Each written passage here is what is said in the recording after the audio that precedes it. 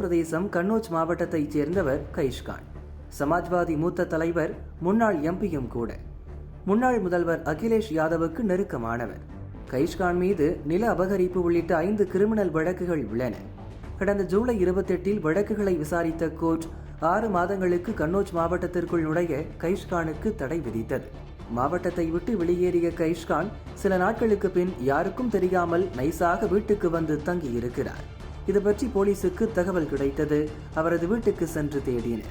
Police வருவதை முன்பே அறிந்து கொண்ட கைஷ்கான் வீட்டின் பரண் மீது ஏறி ஒளிந்து கொண்டு கண்ணாமூச்சியாடியிருக்கிறார்.